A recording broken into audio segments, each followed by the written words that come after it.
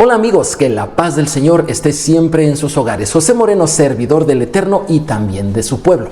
En esta ocasión estaremos viendo Apocalipsis capítulo 20, el milenio. ¿Has escuchado acerca de este hermoso tiempo tan anhelado para la humanidad entera? Bueno, pues el día de hoy estaremos viendo acerca de él. Pero es importante que te recuerde la porción semanal de las Escrituras, la cual lleva por nombre en hebreo Bo, traducido al español es Ben. Y esta porción abarca de Éxodo 10 a Éxodo 13. En esa porción aparece un texto muy interesante, el cual dice así. Éxodo 10, 22 al 23. Y extendió Moisés su mano hacia el cielo y hubo densas tinieblas sobre toda la tierra de Egipto por 3 días. Ninguno vio a su prójimo, ni nadie se levantó de su lugar en 3 días. Mas todos los hijos de Israel tenían luz en sus habitaciones. La novena de las plagas, mis amigos, la novena de las plagas allá en Egipto fue una oscuridad muy densa. Y alguien podría pensar, bueno, eso no parece ser tan trágico. Sin embargo, uno de esos propósitos por los que Dios castigó a Egipto con esas plagas fue precisamente para mostrar la diferencia entre los hijos de Dios y los que no lo son. En tanto que en unos estaban las tinieblas y no podían ver ni siquiera hacer nada en esos 3 días. En cambio, los otros, los hebreos, tenían luz inclusive hasta al interior de sus propias casas, ahí con sus familias.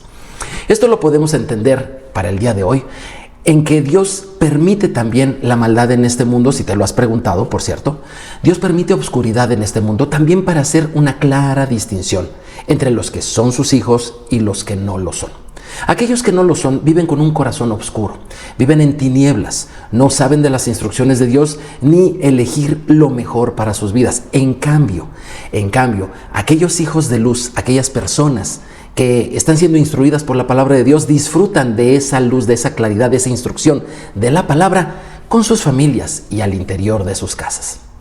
Pero también este texto lo podemos entender hacia el futuro, hacia ese futuro que posiblemente no esté tan lejano.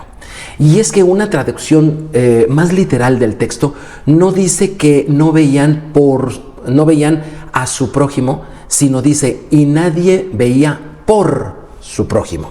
¿Esto qué significa? Que al final de los tiempos, cuando llegue el final del mundo, cuando llegue esa segunda redención, el egoísmo será una marca fuerte en la sociedad. Ninguno verá por el otro. Esto obviamente sucederá entre aquellos que no son los hijos de Dios. No así, habrá una total diferencia entre los que sí lo son. Entre ellos, en sus familias, habrá amor, comprensión, amistad, concordia, confianza, porque podrán ver el uno por el otro. Yo te invito a que hagas de la instrucción del Señor algo continuo en tu familia y en tu casa, para que la marca de la luz del Señor sea plenamente vista en tanto que ese tiempo final regresa. Vamos a ver Apocalipsis capítulo 20, el milenio, pero bueno, tenemos que empezar con un poquito de sonrisas, ¿no te parece? Resulta de que se encontraba un creyente, un cristiano, y tenía de oficio la carnicería. Y estaba él ahí en su negocio cuando llega otro cristiano y le dice, hermano, ¿cómo está usted? Bien, hermano, bien, ¿qué se le ofrece? ¿Qué le damos? Oiga, necesito 2 kilos de carne. Muy bien, ¿cómo no? Ya le dijo de cuál y todo. Y al momento de pagar, el que venía y pidiendo la carne le dijo, hermano, ¿podría usted fiarme en esta ocasión la carne? Le dijo, no puedo. El carnicero le dijo, no puedo. A lo que el cliente respondió, oiga, ¿pero somos hermanos o no? El carnicero, muy listo, le dijo, claro que sí, somos hermanos en el espíritu, pero no en la carne. Inteligente este hombre, ¿verdad que sí? Qué respuesta tan sagaz. Pues vamos a Apocalipsis capítulo 20, el milenio, y te estoy presentando una imagen muy hermosa. Esta es una fotografía un poco aérea, sí, seguramente está tomada desde un punto aéreo, del famoso Monte de las Bienaventuranzas allá en Galilea. Un lugar hermoso, un lugar muy bonito, y tiene una conexión interesante con el milenio que el día de hoy vamos a ver. ¿Qué se necesitará para ser un verdadero discípulo de Jesús? Jesús, allí en ese monte de las bienaventuranzas, allí en Galilea, estaba reunida muchísima gente y todos ellos lo admiraban y lo escuchaban porque les daba esperanza, enseñanza y también les daba comida. Pero de entre ellos llamó a algunos para enseñarles lo que se requiere para una mayor esperanza, es decir, una esperanza más grande, la que solamente se obtiene de ser verdaderos discípulos de Jesús. Esto se conecta con Apocalipsis capítulo 20 y bueno, vamos al texto de Apocalipsis para que tú empieces a ver estas conexiones. Apocalipsis 20 versículos 1 al 3. Vi un ángel que descendía del cielo con la llave del abismo y una gran cadena en la mano, y prendió al dragón, la serpiente antigua, que es el diablo y Satanás, y lo ató por 1000 años, y lo arrojó al abismo, y lo encerró, y puso su sello sobre él, para que no engañase más a las naciones, hasta que fuesen cumplidos 1000 años. Después de esto, debe ser desatado por un poco de tiempo. Una de las mejores formas de entender las Escrituras, tanto esta como cualquier otra parte de la Biblia, es, y de hecho es la forma básica de entendimiento, es la literal. Si allí dice que el diablo será atado por 1000 años, pues sin alegorizarlo, sin mitificarlo, mejor entendiendo así exactamente como lo dice, esa es una de las primeras formas más básicas de entendimiento y es muy saludable que siempre la contemplemos en la manera de entender la Biblia. Así que si la Biblia dice que Satanás será atado por 1000 años, eso es lo que va a suceder. Simple y sencillamente será atado por 1000 años. Si tú estás viendo que el diablo el día de hoy no se encuentra atado y su influencia de maldad está sobre el mundo y no tiene límites, sino que al contrario está haciendo estragos en muchos lados del mundo, esto significa que ese tiempo, el milenio, simple y sencillamente está en el futuro, no ha llegado. ¿Vale? Vamos a seguir la lectura. Dice Apocalipsis 24. Y vi tronos y se sentaron sobre ellos los que recibieron facultad de juzgar. Y vi almas de los decapitados por causa del testimonio de Jesús y por la palabra de Dios. Los que no habían adorado a la bestia ni a su imagen y que no recibieron las marcas en sus frentes ni en sus manos. Y vivieron y reinaron con Cristo 1000 años. ¡Wow! Algo maravilloso. Fíjate que aquí donde yo vivo, aquí en México, el día de hoy y durante ya llevamos bastantes meses y todavía faltan otros más, las campañas políticas de las elecciones están a todo lo que dan. Y es que realmente en el corazón del ser humano está el gobernar. El gobernar tal vez su ciudad, el gobernar la tierra, el gobernar el país o el gobernar el mundo entero. Dios puso ese sentido de eternidad en nuestro corazón y el ser humano desea ser puesto en eminencia. Esto en sí no tiene nada de malo, pues Dios puso ese deseo en nuestro corazón. Sin embargo, la única manera de gobernar y gobernar bien sobre la tierra será gobernando junto con Jesucristo en el milenio. Para que eso suceda, aquí se ven los requisitos que estas personas tuvieron que tener. El milenio, mis amados, no solamente será un tiempo en el cual vamos a descansar de Satanás, vamos a descansar de sus mentiras, del enemigo, de su maldad. No solamente va a ser ese tiempo donde las noticias sean todas agradables, no, sino que además será el tiempo en que el hombre, pero no cualquiera, no todos, estarán gobernando juntamente con Jesucristo durante 1000 años.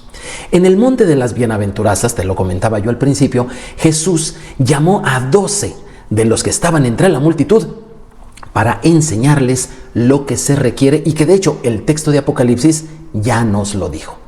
Fíjate cómo nos los narra el evangelista Mateo en su capítulo 16, versículos 26 al 29. Y mirándolos, Jesús les dijo: para los hombres esto es imposible, mas para Dios todo es posible. Entonces, respondiendo Pedro le dijo: he aquí, nosotros lo hemos dejado todo y te hemos seguido, ¿qué pues tendremos? Y Jesús le dijo: de cierto os digo que en la regeneración, cuando el Hijo del Hombre se siente en su trono de gloria, vosotros que me habéis seguido también os sentaréis sobre 12 tronos para juzgar a las 12 tribus de Israel. Y cualquiera que haya dejado casa, o hermanos, o hermanas, o padre, o madre, o mujer, o hijos, o tierras, por mi nombre, recibirá 100 veces más y heredará la vida eterna. ¡Wow! ¡Qué bendición! Cada anhelo de nosotros, los seres humanos, está puesto en nuestro corazón por la bendición y la voluntad del Señor. Y en Él encontramos realmente lo que necesitamos. Dice aquí, Apocalipsis 25 al 6. Pero los otros muertos no volvieron a vivir hasta que se cumplieron los 1000 años. Esta es la primera resurrección. Bienaventurado y santo el que tiene parte en la primera resurrección.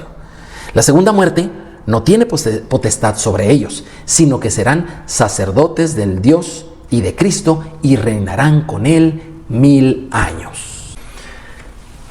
Así es, mis amados. Nadie quisiera perderse el milenio, ese momento, ese tiempo, esos 1000 años de paz y alegría aquí sobre la tierra. Nadie quiere perdérselo. Sin embargo, en el versículo 4 se nos habla de unos primeros muertos y en los versículos 5 y 6 se nos habla de los otros muertos. A todos el Señor los resucita, pero no al mismo tiempo. A los primeros los resucita en la primera resurrección y ellos son los que gobiernan con Cristo durante 1000 años. Estos tienen estas dos características. Una, guardan el testimonio de Jesús. ¿Qué es esto? Que creen en Jesús, que creen en Yeshua, ¿sí? Y segundo, el testimonio de guardar la palabra de Dios. Este segundo testimonio, sí, este segundo requisito es que obedecen la palabra. Estos son los que estarán vivos durante el milenio, lo disfrutarán y reinarán con Cristo todo ese tiempo. Sin embargo, como te decía en los versículos 5 y 6, se menciona a los otros muertos. Aquellos que simple y sencillamente les faltó alguno de estos dos testimonios. Y es que, aunque nos parezca curioso, hay mucha gente que no tiene o no completa los dos requisitos. Le falta alguno de ellos en esta vida. Y para las cosas importantes, quiero recordarte que nosotros necesitamos el testimonio de 2 o 3. El apóstol Pablo se los enseñó a los corintios y fíjate cómo se los dice en esta escritura. Segunda de Corintios 13:1. Esta es la tercera vez que voy a vosotros. Por boca de 2 o 3 testigos se decidirá todo asunto. Amigos, hay quienes tienen el testimonio de Jesús, es decir, creen en Jesucristo. Sin embargo, su obediencia a la palabra es muy escasa. En contraste, hay otros que su obediencia a la Torá es bastante buena, pero carecen de la fe y la confianza en que Jesús es el Mesías. Si tú te encuentras en alguno de estos dos grupos, yo te invito a que perfecciones tu fe. Si ya crees en Jesús, felicidades. Ahora enfócate en obedecer sus mandamientos para que tengas los dos testimonios y estés en el milenio. Y si tú casualmente estarías oyendo este video y tú eres una de las personas observantes de la Torá, te quiero decir que el testimonio que te hace falta es confiar que Yeshua es el Mesías, para que también estés ahí en el milenio. Pero sigamos leyendo Apocalipsis capítulo 20, este hermoso tiempo del milenio. Dice los versículos 7 al 10. Cuando los 1000 años se cumplan, Satanás será suelto de su prisión y saldrá a engañar a las naciones que están en los 4 ángulos de la tierra, a Gog y a Magog, a fin de reunirlos para la batalla, el número de los cuales es como la arena del mar. Y subieron sobre la anchura de la tierra y rodearon el campamento de los santos, la ciudad amada. Y de Dios descendió fuego del cielo y los consumió. Y el diablo y los que engañaba fueron lanzados en el lago de fuego y azufre, donde estaban la bestia y el falso profeta. Y serán atormentados día y noche por los siglos de los siglos. Dice que cuando los 1000 años se cumplan, Satanás será soltado nuevamente. Y el efecto será muy fuerte sobre muchísima gente. La pregunta natural que sucede es si todo estaba bien, si ya estábamos tan bien en el milenio, 1000 años de descanso, de alegría, de paz, donde reina el amor y la armonía. Si ya estábamos tan bien, ¿para qué soltar otra vez a Satanás? Esa pregunta, aunque suena lógica y obvia, lo único que hace es evidenciar que hay un poco de impaciencia en nuestro corazón, porque no logramos encontrar el por qué Satanás, el enemigo, es soltado nuevamente. Mira, todo lo que Dios hace y todo lo que Dios decide es absolutamente perfecto. Y si a veces no lo entendemos, lo que necesitamos es quizá cambiar la pregunta para poder ver ese punto de vista que nos hace falta. Al principio dijimos, si todo estaba bien, ¿para qué soltar a Satanás? ¿Por qué no mejor decimos soltar a Satanás? ¿Qué acaso no todo está bien? Contestar la segunda frase es mucho más sencillo. Y la respuesta obvia es no. No todo está bien. Por supuesto que no todo está bien. El texto mismo nos dice el por qué. Y es que serán engañadas inclusive naciones. Y como la arena del mar, es decir, en multitud, se pondrán al lado del enemigo para luchar a favor de él y en contra de Dios. Obviamente no les irá nada bien. Esto nos hace pensar en cuánto necesitamos y seguimos necesitando al Dios de justicia y Dios de misericordia. Pues ni estando en condiciones ideales como las que el milenio nos presenta, el hombre está exento de corromperse y de desviarse. Y aquí te quiero hacer estas preguntas. ¿Cuántos matrimonios fracasan a pesar de que los cónyuges se aman? ¿Cuántos hijos se desvían aunque tuvieron unos buenos padres y vivieron en un ambiente de amor y de comprensión? ¿Cuántos han sido traicionados por sus amigos sin haberles ellos dado motivo alguno? Y otra vez te vuelvo a preguntar, ¿cuánto necesitamos al Dios y pastor de nuestras almas? ¿Habrá algún momento en el cual podamos dejar a un lado su consejo? ¿Habremos llegado a unas condiciones tan perfectas como las que el milenio muestra que ya no necesitemos su dulce y cariñoso pastoreo sobre nosotros? El Señor es nuestro pastor y nada nos faltará. Salmo 23:1.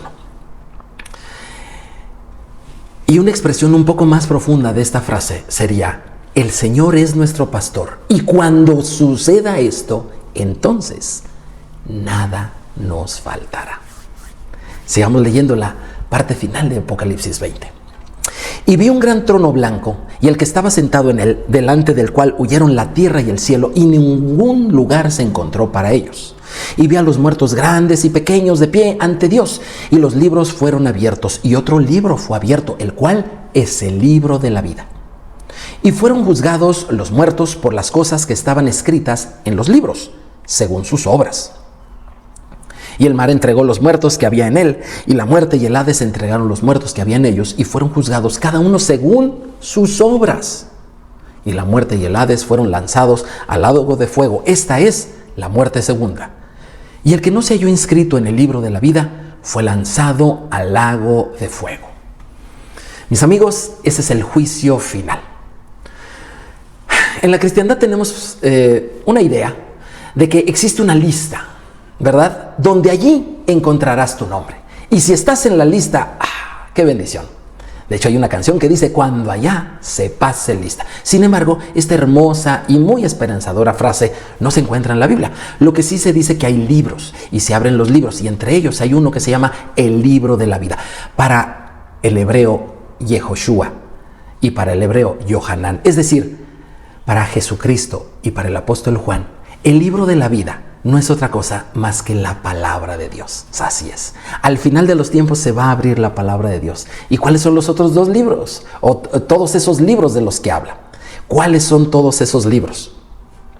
Fíjate que dice aquí la Escritura que no serán juzgados por sus ideas ni por sus preferencias doctrinales. Tampoco serán juzgados por el lugar donde ellos se congregaban o por sus creencias, sino dice 2 veces serán juzgados por sus obras. ¿A qué se refiere estas obras?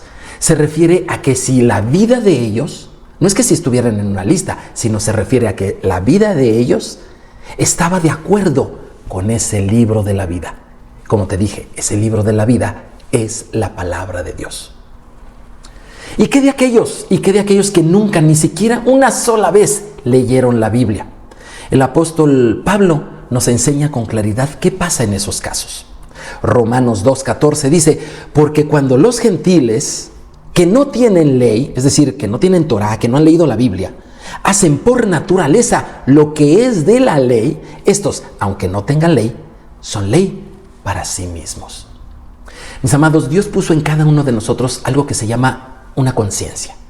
Y con esa conciencia, nosotros, aunque no seamos doctos en las Escrituras, aunque no las conozcamos en profundidad o ni siquiera un poco, aún así como por un instinto, el ser humano sabe qué es lo bueno y qué no lo es. Y tiene la capacidad de decidir sobre ello. Cada uno de nosotros somos cartas que se están escribiendo con las obras que estamos haciendo. Si las obras que estamos haciendo se parecen cada vez más a las Escrituras, se apegan más a ellas, nuestra carta será parte de esos libros que se abran y serán comparados con el libro de la vida y sabremos si en verdad pertenecemos allí. Cada uno de nosotros es una carta que se está escribiendo con cada cosa que nosotros hacemos. Nosotros creemos en Jesús, pero también tenemos que obedecer lo que dice la palabra. Cada vez que lo hacemos, se está escribiendo una página en nuestra carta. Fíjate cómo lo dice el apóstol Pablo, pero ahora enseñándoselo a los corintios. Segunda de Corintios 3:2 dice, nuestras cartas sois vosotros, escritas en nuestros corazones, conocidas y leídas por todos los hombres. Así es, mis amados. Nuestra vida es una carta que se está escribiendo. Fíjate, cuando nosotros pensamos algo, casi nadie se entera. Cuando nosotros lo decimos, algunos llegan a enterarse. Pero cuando lo escribimos, no hay manera de ocultarlo. Nuestras obras es lo que escribe literalmente la carta que nosotros somos. Y esa carta será leída allí en el juicio final y será comparado con la carta más hermosa, más grande y más maravillosa. Esa carta de amor que Dios escribió para nosotros, su palabra. En la medida que tu carta se parezca a esa carta hermosa, a la palabra de Dios, en esa medida tú estarás saliendo bien de ese juicio. La pregunta para ti, y con esto me despido, ¿qué tanto se parece tu carta a la carta que Dios ha escrito? Te invito a que con tu familia escriban hermosas cartas de respuesta a lo que Dios ha dado en su palabra. Soy José Moreno, te invito a que te suscribas, le des clic a la campana y compartas este estudio con otros que quieran también aprender de Apocalipsis. Que el Señor te bendiga. Nos vemos a la siguiente. Shalom, shalom.